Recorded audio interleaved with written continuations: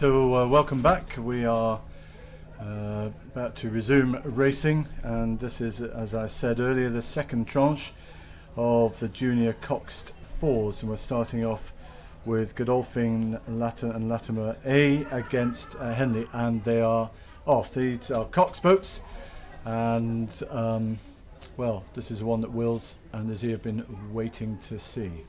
Yeah, so we've had the flyby from the Spitfire, now we're back to the racing. We've got this Godolphin crew, they know they've got their work cut out up against this strong home crew from Henley Rowing Club. That's not stopping them from charging out the blocks there. We can see Florence Hockaday in the stroke seat really rising up the rates as we approach the exit of Temple Island. But it looks at this stage that Henley Rowing Club do have a slight advantage as we come past Temple Island into the booms. We've been trying to work out, Will, haven't we, how Henley Rowing Club have placed their athletes. You know, they've got a brilliant quad, they've got an 8 here as well, and they've got this cox 4. That's Ella Nolson, Shiplake College pupil, coxing that, and she usually coxes the 8. So does that mean that, do you think this is their top 4? It couldn't quite well be the case. We know that the quad that they're racing is the exact same quad that won the championship girls quads at the National Schools Regatta, and their junior 8 that we'll be commentating on in around half an hour is the second 8 of Henley Rowing Club. So this could be the second. This could be 4 athletes taken from that Henley first 8 that raced on the Saturday of National Schools Regatta, achieving a silver medal in the Championship Girls 8. And that is Madeline Pollard, Phoebe Snowden, Carla Russell, Phoebe Fletcher, as I said, Ellen Olsen. You can just see her wee head just popping up there in the bows, chatting away. And they've got something to do because they're actually down, Will. I know you'll be happy that Godolphin are up. I tell you what, this is going to be the best race we've seen for some time, because Godolphin are now, third and length up. Henley are absolutely pushing hard to stay with them, and Godolphin trying to lengthen out, trying to get a bit more. It's neck and neck. It's a fantastic race. Of course, Henley will have the advantage of the home crowd in a moment, but there'll be a few, I guess, from London who'll be wanting Godolphin Latimer. Of course, there'll be a big shout for them soon. From Godolphin and Latimer School watching this race right now, and we can see there we've got this Godolphin crew, which contains Ridwell Webster, who raced at the Munich Regatta for Great Britain, achieving a gold in the 4 event. And this whole crew raced last weekend at the Reading Amateur Regatta in the final of this event, the Junior Cox Fours, and they placed 5th in the non-championship Cox Fours at the National Schools Regatta. And I've been speaking to them, and they're telling me that they want redemption for that missing out on a medal at National Schools. And we can see here the crews are still very level, coming down towards the enclosures. Well, it looks, doesn't it, that Henley may have a slight advantage. Put a big push in just past the commentary position here. We could see them just as they approached here, but it was Godolphin and Latimer that had the better of the starts, but it's Henley now that probably hit the enclosures and have got, what do you reckon, guys, about a third of a length advantage there. But this is a fabulous race. I mean, Godolphin and Latimer absolutely still in this and will want to come back. And Henley will have to continue to push really hard to keep that lead. I think you're definitely right there. It's certainly not too early to start calling shots on who might take a lead in this. Henley got an advantage at the moment, but Godolphin, a strong crew, definitely have the capacity to up their rate and lengthen their stroke and just get in there at the last minute. They still got quite a way to go until that finish line, so all to play for. There was a tremendous middle part of the race there, wasn't it, from Henley, as they just hit perhaps the better of the water. They really took that to length out of Godolphin and Latimer, who are really pushing hard. They've not given up for one moment of this race. And they really felt, I think, Will, that they could turn Henley over, didn't they? Yeah. They were really looking forward to this race.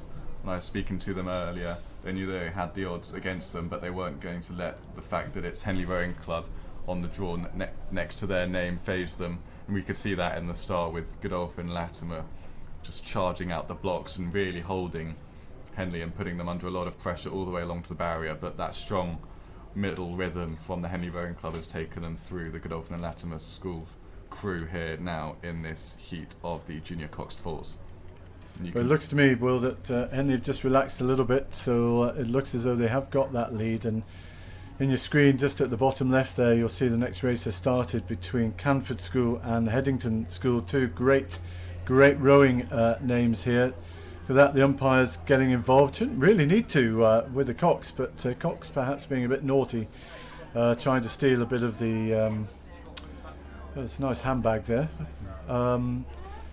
Still getting involved, so Cox being a bit naughty, trying to steal a little bit of the water there. She's, I think that's the Canford Cox coming over a little bit too far. He's slightly positioned in the middle of the course there. You can see the Canford Cox lying down in the middle of your screen there, urging her crew on with their bow rig. So it's a bit bouncy, that Canford boat, isn't it? I know. Thinking the exact same thing, though it is flat conditions. You can see there the hull of that boat just slightly moving up and down. This Headington crew need to have a response soon, otherwise they're going to run out of water. Well, Chief Coach at Canford School, Ian Dryden, is working really hard to try and build up the school rowing again. It's gone through a little bit of a dip in recent 5 or 6 years, but he's got some great coaches working with him now. And certainly on the girls' side, he's got a wonderful coach working there, and clearly she's worked wonders there. Canford looking really strong.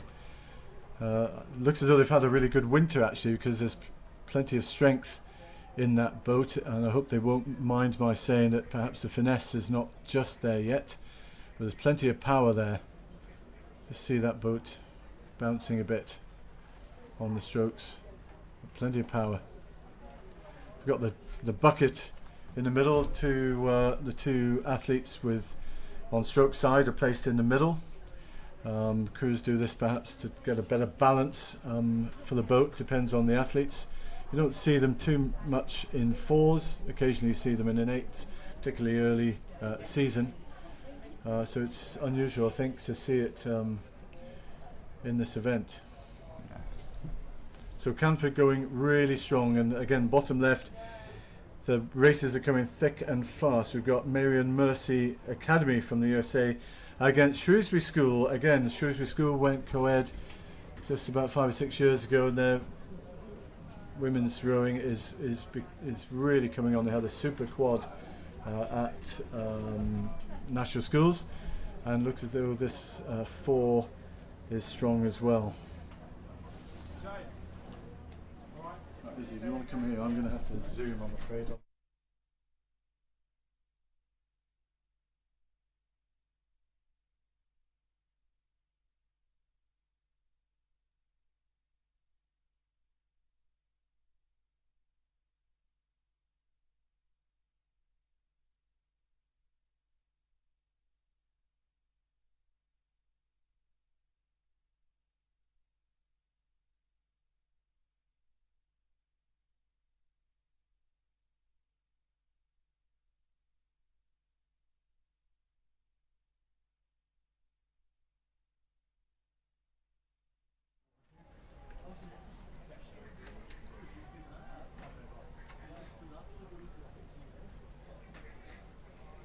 You can just see there on your screen in the bottom left hand side the two crews of Marion Academy, Mercy Academy from the USA and Shrewsbury School having a slight tussle with the steering. You can see that the umpire there in the front of that umpire's launch having the white flag out, directing the crew from Marion Mercy Academy back onto their station.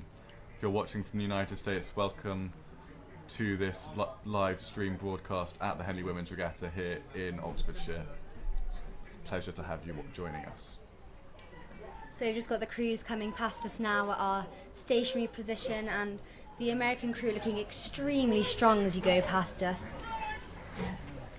It'll be a new course for them, and a difficult one as well. Although it might seem lovely and straight, it's quite narrow and the booms can cause many problems as we've seen today, but the American crew aren't fazed by this. They're just strolling down the course with power. It actually seems to be the Shrewsbury crew that are struggling with the steering more than the American crew. They've strayed too far over into the American crew's line and are picking up all of the dirty water coming off of the puddles from the oars of that American crew, which is not doing them any favours at all. You can see that they need to return to their station, otherwise that's going to interrupt the flow of the boat.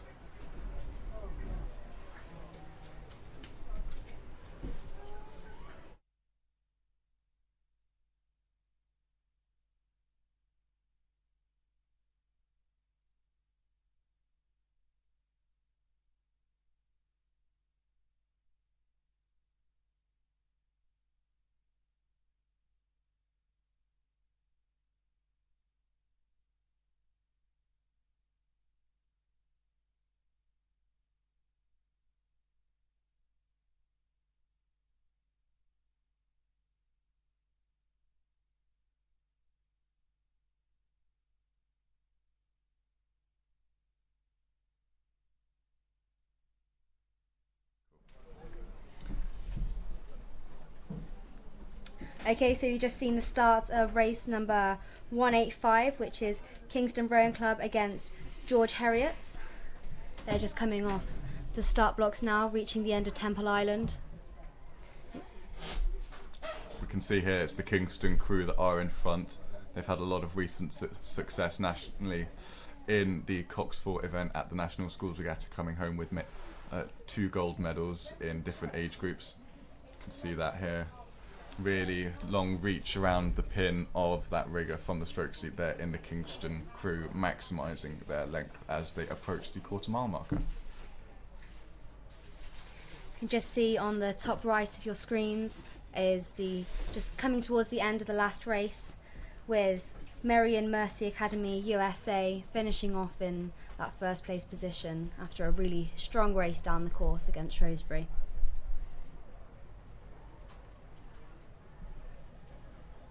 So now, as the crews of Kingston and George Heriot approach our commentary position here on the Berkshire station, we can see that Kingston have broken into a clear water advantage over George Heriot in the blue, and I'd say that's about a length of clear water to Kingston at this stage.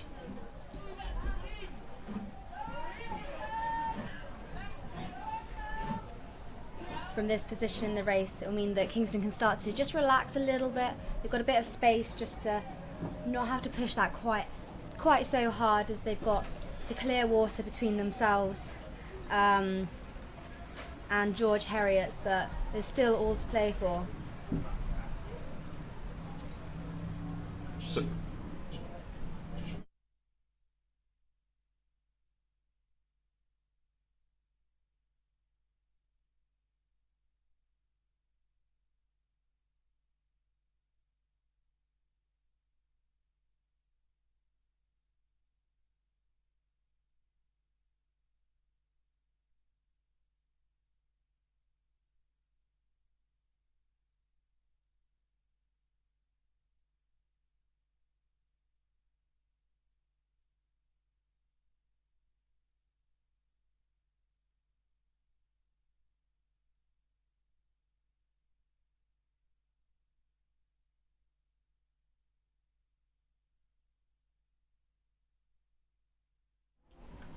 So just to mention, this Kingston crew, they were winners of the Junior 16 coxed at Henley Women's Regatta here last year, and also a champ coxed winners at Four's Head, I should say.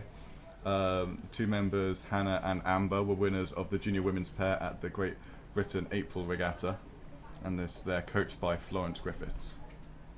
You can see there they've settled down and are now paddling towards the finish line. It seems to be job done here against the George Heriot School.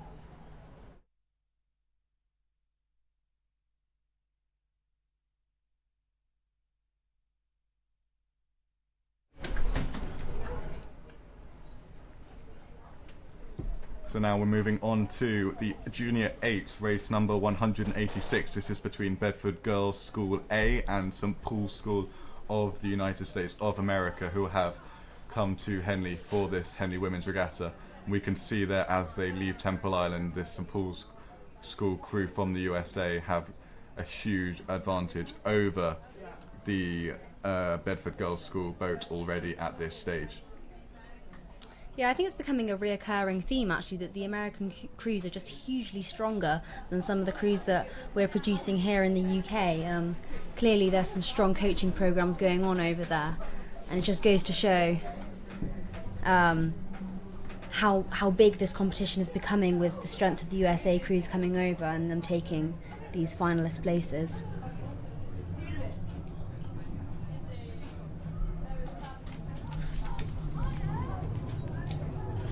So this St Paul's School crew was second in the C final at the Youth Nationals in America, and they also won the Women's 8B event at the Reading Amateur Regatta last weekend.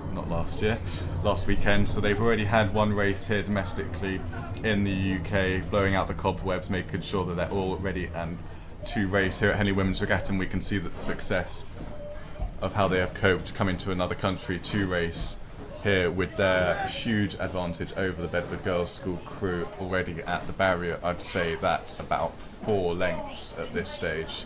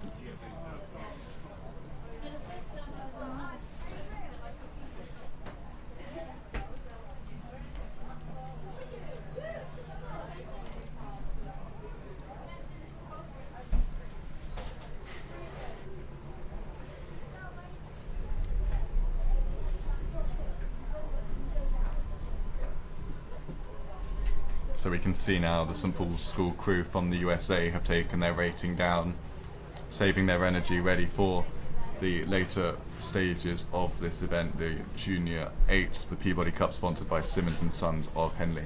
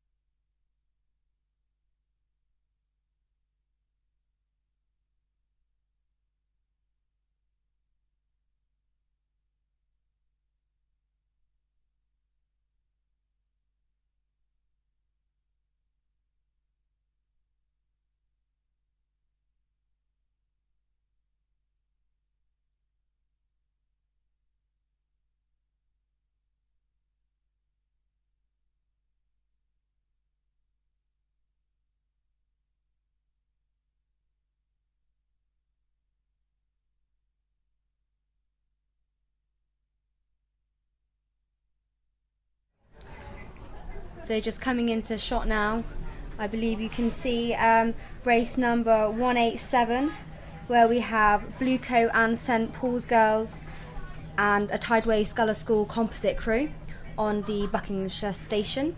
They're just starting off there. Clean start from both crews actually.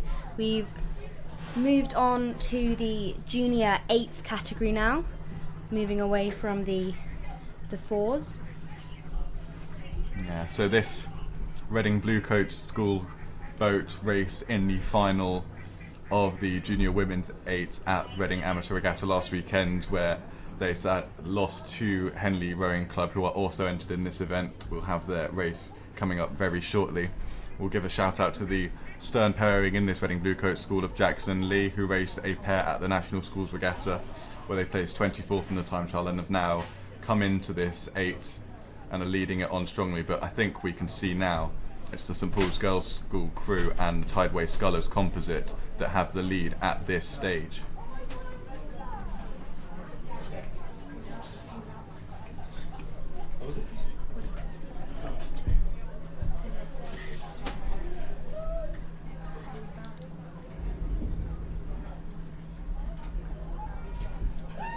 You can just see there the umpire waving the white flag. The Reading Bluecoat School are being warned to return to their station on the Berkshire side of this Henley course.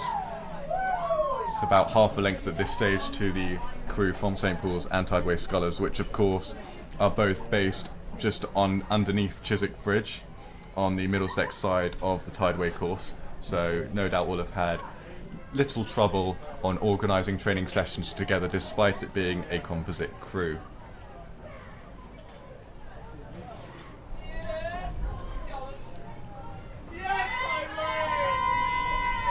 You can hear just below us some extremely strong support from people on the banks for both crews actually. The composite crew though pulling away, just edging it out further and further each stroke. However, saying this, Reading Bluecoat still in the competition, not too much lost yet. I think there could be a chance for them to pull back in the next few hundred metres.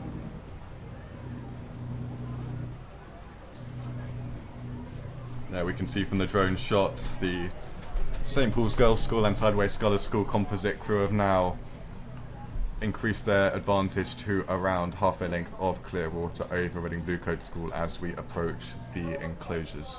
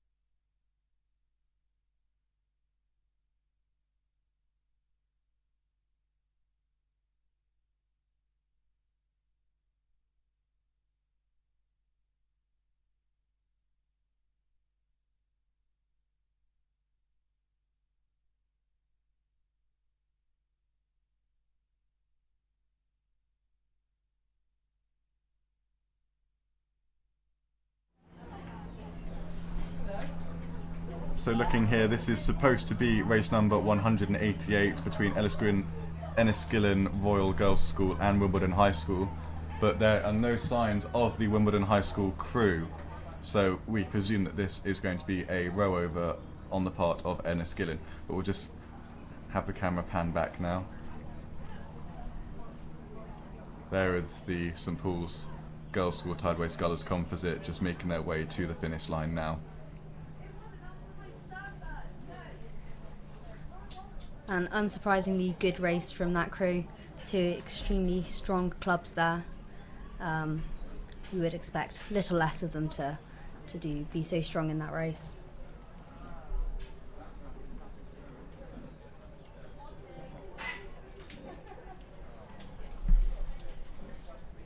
Just coming into shot there now is the crew from Reading Bluecoat School. We've already mentioned their stern pairing, and they're not letting off one bit despite the huge advantage that Tideway Scullers and St Paul's Girls' School have. They want to round off their season with a strong and proud performance here in this Junior 8s event.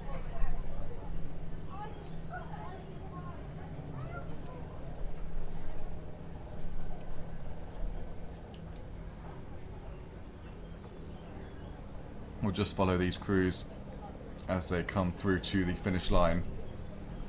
There they go, across the finish line. That's a win for St Paul's and Tideway Scullers. And now coming past our commentary position, not on your screen, we have the Enniskillen Royal Girls' School Boat Club continuing their row over. No sign of Wimbledon High School in this race. So initially it seemed that they treated their race like a normal race. They went high off the start, normal racing start, high rating, but now it seems, Izzy, that they've settled down onto their race rhythm. Yeah, I'd agree. It's good to see though the crews on the course, even when there's no competition, are still putting in the effort to have a good row down the course. It's all good practice for any finals that might come up or come their way. Of course, ideal time for a cox to practice their line without the pressure of having another crew next to you, and we can see that here with the Enniskillen cox. They're Dolan in the coxing seats, staying a very straight line down the course.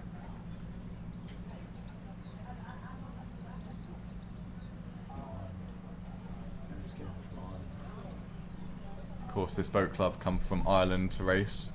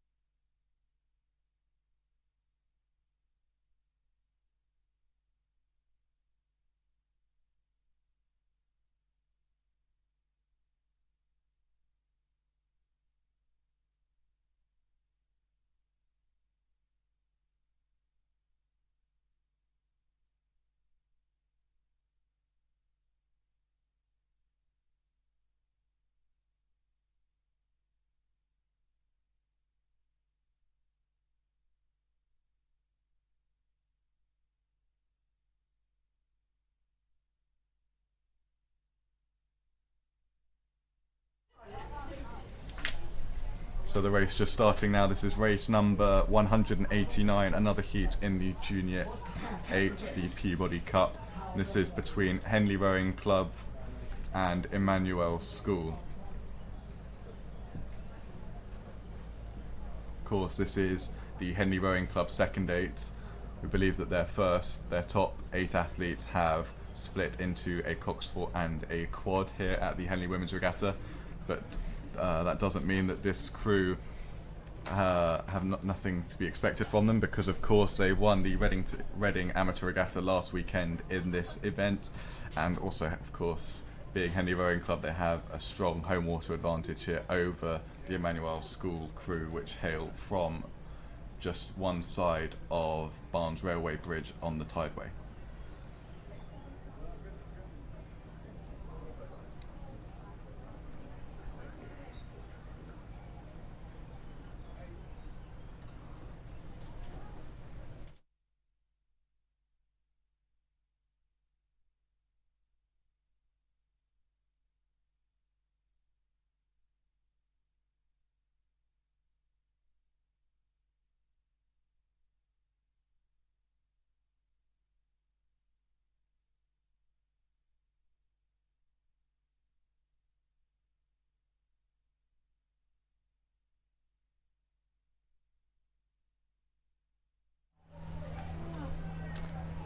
So as the crews pass our station position up here in the commentary box, we can see that Henley Royal Regatta, their second 8, is taking the lead there. It's edging, I think, just about to see they've got clear water now between the groups. You can hear the huge amount of support coming from the parents, family and friends of Henley as it's their home stretch. Emmanuel School though, not too far behind, pushing through. Henley just look super confident and calm as they go down this stretch of river on their home turf.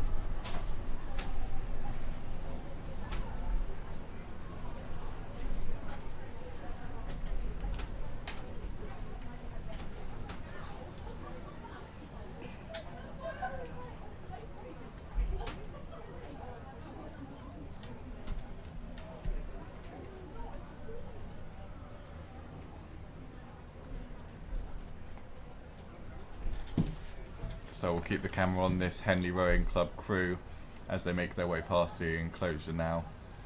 Coming up next, the following event will be the Junior Quads. We have 4 races in that event, followed by the Championship Single Sculls, and then another 4 races of the Junior Quads.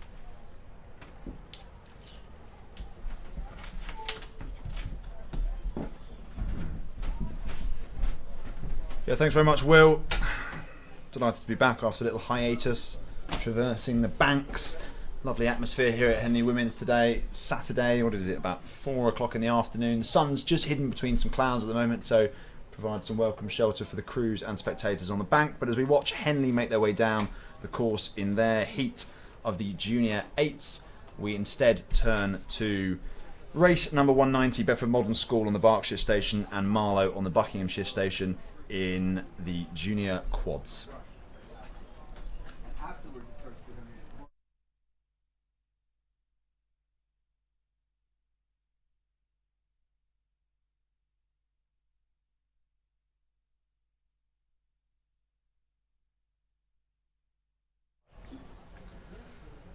So just trying to keep an eye on what's going on in this quad event. Looks like there's some pretty intense interaction with the umpire from some of the crews.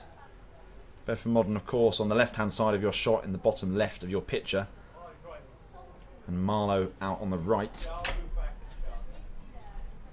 This BMS crew contains Jess Reed, who obviously competed for GB at the Munich International Regatta in May, and she also finished 4th at the National Schools Regatta in Championship Singles, but unable at the moment to spur her crew on to greater things. It looks like Marlow are having the better of the opening third.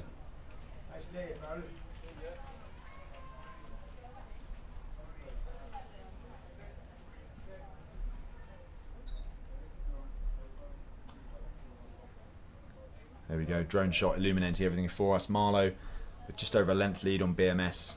Finished first in the B final of Championship Girls Quads at the National Schools, but managed to improve on that by coming in 3rd at the Metropolitan Regatta a week later. And of course Marlow did actually make the final of the Diamond Jubilee last year. So a strong outfit here as they pass our static commentary position at the barrier. Sculling really, really well.